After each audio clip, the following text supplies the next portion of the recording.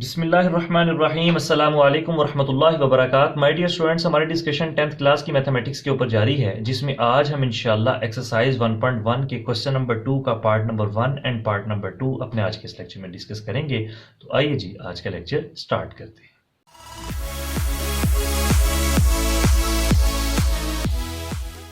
फिर बच्चों, question number 2 start करने से पहले आपको मैं कुछ इंपॉर्टेंट बातें बताता चलूं कि इस क्वेश्चन में वो कह रहा है सॉल्व बाय फैक्टराइजेशन। आप इस फैक्टराइजेशन को इस नाम से भी याद रख सकते हैं जो मैं आपको बताने लगा हूं, मिड टर्म ब्रेकिंग। ठीक है जी, याद रखना है आपने कि फैक्टराइजेशन को आप मिड टर्म ब्रेकिंग के नाम से भी याद रख सकते हैं। मिड टर्म ब्रेकिंग नाम से ही पता चल रहा है कि जो सेंटर में टर्म आएगी हमने उसकी क्या करनी है, ब्रेकिंग करनी है। अब हमने सेंटर वाली टर्म को दो पार्ट्स में ब्रेक कैसे करना है, इस बात का ख्याल रखना है कि ये जरूरी नहीं कि जो सेंटर में टर्म आ रही हो, हमने सबसे पहले क्वेश्चन को अरेंज करना है। अरेंज किस बेस पर करना है, क्वाड्रेटिक इक्वेशन की standard form ax² plus bx plus c equals to 0। इस इक्वेशन के अकॉर्डिंग क्वेश्चन को अरेंज करेंगे और इस इक्वेशन के अकॉर्डिंग आप देखें क्वेश्चन में सेंटर वाली टर्म कौन सी है, x वाली टर्म, तो इसकी क्या कर देंगे, मिड टर्म ब्रेकिंग कर देंगे। वो करनी कैसे, वो इंशाल्लाह ताला मैं आपको समझाऊंगा। अभी ये मैं प्रीवियस लेक्चर में बता चुका हूं कि a b c की जगह कोई ना कोई रियल नंबर होगा। जैसे फॉर एग्जांपल मैं एक इक्वेशन लिख देता हूं 7x² प्लस 2x प्लस 4। ये मैंने अपने से इक्वेशन लिखी है, इसकी मिड टर्म ब्रेकिंग हो रही है या नहीं हो रही इससे हमारा ताल्लुक नहीं, मैंने सिर्फ समझाने के लिए आपको लिखी है। और अगर इसी इक्वेशन को मैं थोड़ा सा आगे पीछे कर दूं, जैसे कि 7x² plus 4 plus 2x equals to 0। अब इस इक्वेशन में देखेंगे तो सेंटर वाली टर्म आ रही है ये, इस वाली इक्वेशन में देखेंगे तो सेंटर वाली टर्म आ रही है ये। इसका क्या मतलब हुआ कि यहाँ पर 4 की ब्रेकिंग कर देंगे, बिल्कुल भी नहीं।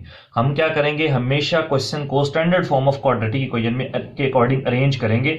अब ये क्वेश्चन देखें standard form of quadratic equation के अकॉर्डिंग अरेंज है तो इसका मतलब है आप सिंपल इसकी मिड टर्म ब्रेकिंग कर लेंगे। मिड टर्म ब्रेकिंग करनी है या फैक्टराइजेशन करनी है, इसका मतलब क्या है कि आपने सेंटर वाली टर्म को दो पार्ट्स में ब्रेक करना है कि प्लस या माइनस करने से वही वाली सेंटर वाली टर्म बन जाए। ठीक है जी, और मल्टीप्लाई करने से फर्स्ट और लास्ट को जो मल्टीप्लाई करके आंसर आता है ना वो बन जाए। अब ये कैसे करेंगे, किस तरह से होगा ये सॉल्व, इंशाल्लाह ताला जब क्वेश्चन स्टार्ट करेंगे तो मैं आपको साथ साथ उसमें समझाता रहूंगा। बस आपने ये याद रखना है कि जब भी कभी भी किसी भी क्वेश्चन की मिड टर्म ब्रेकिंग करनी है तो सबसे पहले वो क्वाड्रेटिक इक्वेशन की स्टैंडर्ड फॉर्म में होना चाहिए। ये बात याद रखनी है आपने, क्योंकि जो आगे क्वेश्चंस हम करेंगे उसमें भी इसी तरह से हमें बार बार क्वेश्चंस को पहले स्टैंडर्ड फॉर्म बनाना पड़ेगा। वो बनाते कैसे हैं वो हम प्रीवियस लेक्चर में सीख चुके हैं, क्वेश्चन नंबर 1 जो हमने इसी एक्सरसाइज का किया। आइए जी प्यारे बच्चों, फर्स्ट पार्ट स्टार्ट करते हैं। x² minus x minus 20। अब हमने करना क्या है, यहाँ पर इसकी करनी है मिड टर्म ब्रेकिंग। पहले देख लें जी, क्वेश्चन स्टैंडर्ड फॉर्म के अकॉर्डिंग अरेंज है तो बिल्कुल अरेंज है। पहले स्क्वायर वाली टर्म, फिर x वाली टर्म और फिर कांस्टेंट टर्म। आपको जो मैं टिप्स बताऊंगा आपने उनका ख्याल रखना है। x² का जो भी कॉफिशिएंट होगा, आपने x² का जो भी कॉफिशिएंट होगा, कॉफिशिएंट क्या होता है जो यहां पर बिल्कुल साथ ऐसे लिखा होता है, उसको आपने मल्टीप्लाई करना है कांस्टेंट टर्म से। अब x² का कॉफिशिएंट यहां पर इस क्वेश्चन में देखें क्या है, 1। इसको मल्टीप्लाई करेंगे कांस्टेंट टर्म, कांस्टेंट टर्म क्या है, 20। विदाउट साइन आप देख लिया फिलहाल, तो 1 और 20 को जब मल्टीप्लाई करेंगे तो आंसर प्यारे बच्चों आएगा आपका 20। अब इस 20 का आपने क्या करना है जी, एलसीएम लेना शुरू कर देना। 20 का एलसीएम लेंगे, देखें जी 2 10 20।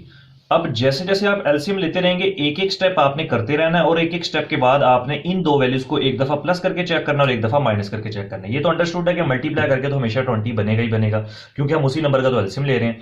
तो आप जरा देखें कि 10 में 2 ऐड करें तो ये देखें 10 में अगर मैं 2 ऐड करता हूं तो आंसर आता है 12, और 10 में अगर मैं 2 माइनस करता हूं तो आंसर आता है 8। और सेंटर वाली टर्म देखें जी, क्वेश्चन में सेंटर वाली टर्म क्या मौजूद है, -1x। -x है मतलब -1x। मुझे ऐसा कोई नंबर ढूंढना है कि उन दोनों को मैं प्लस या माइनस करूं तो मेरा आंसर क्या है, -1 आंसर है। ठीक है, इसका मतलब है ये इसके पेयर जो मैंने बनाए ये ठीक नहीं है, एलसीएम और अभी आगे चलेगा। अब तो यहां पर देखें 2 5 10। अब ये आ गया सबसे आखिरी नंबर, यहां से देखेंगे सबसे आखिरी नंबर, और यहां पर जितने भी नंबर्स होंगे उन सबको मल्टीप्लाई करते रहेंगे। 2 को 2 से मल्टीप्लाई करें, आंसर आता है 4। तो 4 और 5, अब ये दो नंबर बन गए ना, यहां से 4 आ गया, यहां से 5 आ गया। 5 में 4 ऐड करें, 4 में 5 ऐड करें तो आंसर आता है 9। 4 माइनस 5 करें तो आंसर आता है -1, और हमें यही चाहिए था। इसका मतलब है यहां पर पेयर्स हो गए डिसाइड। एक तो मेथड है ये, दूसरा मेथड भी आपको मैं बता देता हूं, जिस तरह से आपको आसान लगे आप उस तरह से कर सकते हैं। आपने तरीका वही है कि x² के कॉफिशिएंट को आपने कांस्टेंट टर्म से मल्टीप्लाई करना है 20। जो भी आपका आंसर आएगा आपने उसको लिख देना ऐसे 20 मल्टीप्लाई बाय 1, इस तरह से आपने उसको लिख लेना। अब जिस नंबर को इसके साथ आप डिवाइड करेंगे उसी नंबर को इसके साथ आप क्या करेंगे, मल्टीप्लाई करेंगे। जैसे इसको मैं 2 पर डिवाइड करता हूं तो आंसर क्या आ जाएगा, 10, क्योंकि 20 है ना, इसको 2 पर डिवाइड करेंगे तो आंसर आ जाएगा 10। इसको मैंने 2 पर डिवाइड किया, इसको 2 के साथ मल्टीप्लाई कर दे तो 10 में 2 ऐड करें, आंसर आता है 12। 10 में 2 माइनस करें तो आंसर आता है 8। अभी भी पेयर्स नहीं बने, ठीक है, 12 और 8 बनना है, हमें चाहिए -1। दोबारा देख लें, 10 में अब इसको मजीद और डिवाइड करें, 2 पर डिवाइड करूंगा तो आंसर आ जाएगा 5। इसको 2 पर डिवाइड किया तो इसको 2 से मल्टीप्लाई कर दें, 2 2 जा 4। 5 में 4 ऐड करूंगा तो 9, 5 में से 4 माइनस करूंगा तो 1, और यही हमें चाहिए था। अब चाहिए मुझे था -1, तो -1 चाहिए होगा तो बड़ी वैल्यू के साथ माइनस का साइन लगा देंगे, छोटी वैल्यू के साथ प्लस का साइन लगा देंगे। तो पेयर्स आपके डिसाइड हो गए। अब इनको लिखने का तरीका क्या है आप जरा ये देख लेते हैं। तो यहां से सॉल्यूशन स्टार्ट करते हैं। क्या लिखेंगे जी? सबसे पहले आप x square minus 5x plus 4x। मैंने x को दो पार्ट्स में ब्रेक कर दिया। मैंने शुरू में बताया कि इसका नाम हम मिड टर्म ब्रेकिंग भी कह सकते हैं ना। तो मिड टर्म ब्रेक देखें, सेंट्रल टर्म थी उसको दो पार्ट्स में ब्रेक कर दिया कि -5x प्लस 4x करेंगे तो आंसर आएगा -x। देखें -5x प्लस 4x करें तो -x। इन दोनों को मल्टीप्लाई करें, -5x मल्टीप्लाई बाय 4x, तो 5 4 20, x into x is x square और साथ माइनस, तो -20 एक्स स्क्र। देखिए कांस्टेंट टर्म को और एक्स स्क्र वाली टर्म को मल्टीप्लाई करके आ रहा है। यहां से कांस्टेंट टर्म -20 और स्क्र वाली टर्म ये है, तो -20 एक्स स्क्र, तो यही बन रहा है। इसका मतलब है जो हमने पेयर्स बनाए थे वो ठीक थे।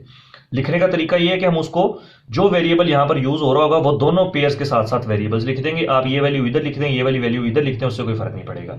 साथ आ गया जी -20 इज इक्वल्स टू 0। अब क्या करना है जी? आपने इन दोनों में से कॉमन लेना है और इन दोनों में से कॉमन लेना है। आप जब इन दोनों में से कॉमन लेंगे तो क्या आ जाएगा जी? x कॉमन लिया तो बाकी क्या रह गया? x minus 5। इन दोनों में से +4 कॉमन लेंगे तो क्या आ जाएगा? x minus 5 is equals to 0। अब ये वाली जो वैल्यूज हैं x माइनस 5 और x माइनस 5 ये जो ब्रैकेट्स में है, ये हमेशा क्या होनी चाहिए? सेम होनी चाहिए। अगर सेम है तो इसका मतलब है आपने जो पेयर्स बनाए वो भी ठीक है और आपने जो कॉमन लिया वो भी ठीक है। तो एक दफा इनको लिख देंगे फिर x माइनस 5 और एक दफा लिख देंगे x प्लस 4 इक्वल टू 0। अब बारी बारी दोनों फैक्टर्स को इक्वल टू 0 पुट करेंगे। x minus 5 equal to 0 and x plus 4 equal to 0। तो यहां से -5 है, उधर जाएगा तो क्या हो जाएगा? +5। तो x का आंसर क्या आ गया? 5। और यहां से x का आंसर क्या आ जाएगा? ये +4 जब उधर जाएगा तो क्या हो जाएगा? -4। आपके ये दो आंसर्स आ गए। अब आप क्या करेंगे? यहां पर लिखेंगे सॉल्यूशन सेट 5 एंड -4। ये आपका क्या आ गया जी? रिजल्ट आ गया। अब आप क्या करेंगे कि अब अपने आंसर्स को जब आप प्रैक्टिस कर रहे होंगे तो आप बुक के पीछे से आंसर्स को मैच कर सकते हैं, लेकिन आपने आंसर्स को पेपर में कैसे चेक करेंगे? पहली चीज तो प्रैक्टिस इतनी हो जाए कि आपको देख के अंदाजा हो जाए, वरना ये जो आपके आंसर्स आएंगे आप इन आंसर्स को उठाकर इस क्वेश्चन में पुट कर दें, आपकी इक्वेशन सेटिस्फाई करेगी, क्योंकि इस इक्वेशन के ये रूट्स निकले हैं। रूट्स जो होते हैं जिस भी इक्वेशन के वो हमेशा इक्वेशन को सेटिस्फाई करते हैं। सेटिस्फाई करने का मतलब क्या है? जैसे मैं 5 के लिए आपको चेक करके दिखा देता हूं। तो इक्वेशन है आपकी x square minus x minus 20 is equal to 0। 5 के लिए चेक कर रहे हैं, एक्स की जगह 5 पुट कर दें, 5 का स्क्वायर एक्स की जगह पर -5 माइनस 20 इज इक्वल टू 0। 5 का square 25 -5 minus 20 is equal to 0। ये 25 और इन दोनों को सॉल्व करेंगे तो -25, ये सारे आपस में कैंसिल हो गए, 0 इक्वल टू 0। अगर लेफ्ट हैंड साइड का आंसर राइट हैंड साइड के इक्वल आ जाए तो इसका मतलब है आपकी इक्वेशन बिल्कुल ठीक है। अगर नहीं आ रही तो इसका मतलब है आपने जो आंसर्स निकाले वो गलत है। इसी तरह से आप -4 को भी चेक करना चाहें तो -4 को भी चेक कर सकते हैं, वो भी आपकी इक्वेशन को क्या करेगा? सेटिस्फाई करेगा। क्यों सेटिस्फाई करेगा? क्योंकि ये दोनों इस इक्वेशन के रूट्स हैं और रूट्स हमेशा इक्वेशन को सेटिस्फाई करते हैं। इस वजह से ये दोनों के दोनों आंसर्स आपकी इस इक्वेशन को सेटिस्फाई करेंगे। लीजिए पार्ट नंबर 2 सॉल्व करते हैं। सबसे पहला काम क्या करना है जी? हमने क्वाड्रेटिक इक्वेशन की स्टैंडर्ड फॉर्म में क्वेश्चंस को कन्वर्ट करना है। तो 3y² को तो रखिए जी as it is equals to y को y से मल्टीप्लाई करेंगे तो y² माइनस y को 5 से मल्टीप्लाई करेंगे तो 5y। अब ये दोनों की दोनों वैल्यूज को उठाकर आप इक्वल के दूसरी तरफ शिफ्ट कर दें, इसको भी और इसको भी। तो ये 3y² एज इट इज, ये +y² है जब इस तरफ आएगा तो -y² और ये -5y जब इस तरफ आएगा तो +5y इक्वल टू 0। 3y² में से y² माइनस करेंगे तो रह जाएगा जी 2y² plus 5y equal to 0। अब यहां पर कांस्टेंट टर्म नहीं है तो इसके आंसर तो निकालना बहुत ज्यादा आसान हो गया। वो कैसे? कि हम इन दोनों में से अब कॉमन ले लेंगे। कॉमन क्या आ सकता है दोनों में? यहां से आएगा सिर्फ y कॉमन, तो यहां पर रह जाएगा 2y प्लस 5 इक्वल टू 0।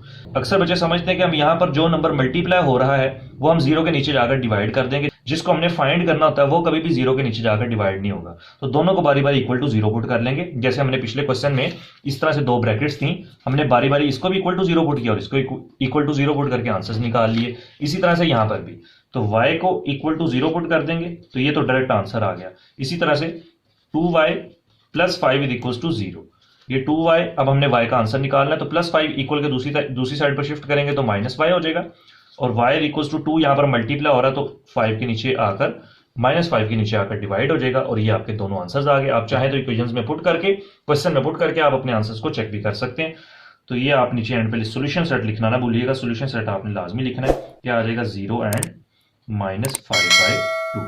ये आपका जी पार्ट नंबर 2 भी हुआ कंप्लीट।